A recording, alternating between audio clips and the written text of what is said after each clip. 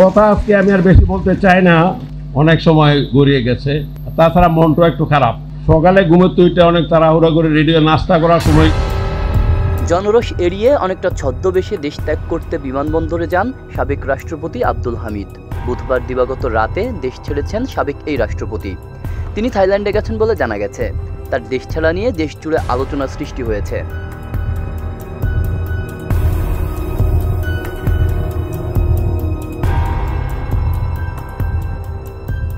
Immigration সূত্রে জানা গেছে, বুধবার মধ্যরাতে তিনি লুঙ্গি, গেঞ্জি ও মুখে মাস্ক পরে শাহজালালের ভিআইপি টার্মিনালে হাজির হন। এরপর কঠোর নিরাপত্তায় তাকে বিমানবন্দরের ভেতরে ঢোকানো হয়। এক পর্যায়ে সব ধরনের নিরাপত্তা তল্লাশি এড়িয়ে তাকে নির্বিঘ্নে বিমানে তুলে দেন।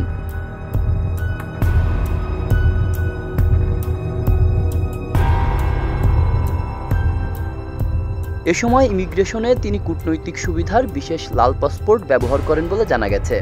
মামলার আসামি হয়েও কিভাবে তিনি দেশ ছাড়লেন, এমন প্রশ্ন উঠছে।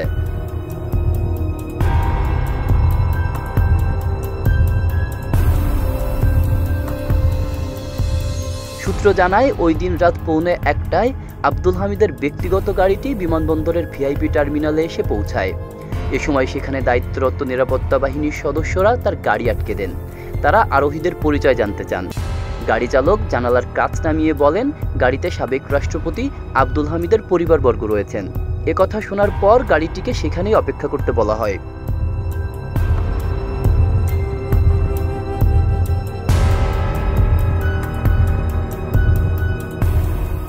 এ সময় নিরাপত্তা বাহিনীর সদস্যরা গাড়ি বাইরে অপেক্ষমান রেখে ভেতরে ঢোকেন। নিরাপত্তা ক্লিয়ারেন্সের খোঁজ চলাকালে একজন গোয়েন্দা কর্মকর্তা হন্তদন্ত হয়ে গাড়ির সামনে এসে হাজির হন। সাবেক রাষ্ট্রপতির বহির্গমন অনুমোদন রয়েছে বলে জানান তিনি। এক পর্যায়ে আব্দুল হামিদ সহ তার সফরসঙ্গীদের বিমানবন্দরের ভেতরে নিয়ে যাওয়া হয়। এ সময় আব্দুল হামিদ গাড়িতে বসেই পোশাক বদল করেন। পরনে থাকা লুঙ্গি গেঞ্জি পরিবর্তন করে প্যান্ট ও শার্ট পরে নেন।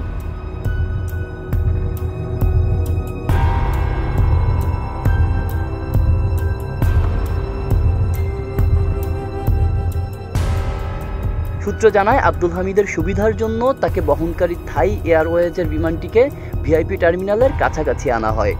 এরপর বিমান ছাড়ার ঠিক আগ মুহূর্তে বিশেষ গাড়িতে করে তাকে নিয়ে যাওয়া হয় বিমানবন্দরের 12 নম্বর আউটবে এলাকায়।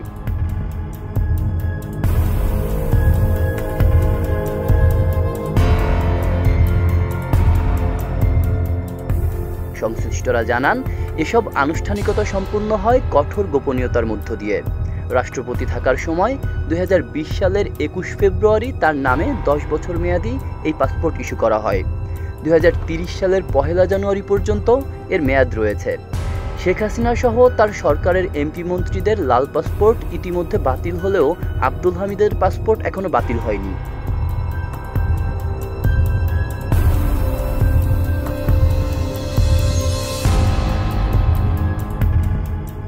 এ বিষয়ে পাসপোর্ট অধিদপ্তরের এক কর্মকর্তা বলেন, সাবেক রাষ্ট্রপতিরা আমৃত্যু বিচারপতির পদমর্যাদা ভোগ করে থাকেন।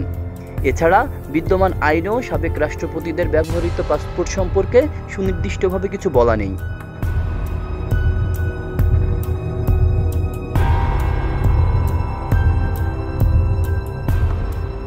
পুলিশের বিশেষ শাখা এসবির এক কর্মকর্তা বলেছে, তার দেশ থেকে আদালতে নিষেধাজ্ঞা কিংবা কোনো ধরনের বাহিনীর আপত্তি ছিল না।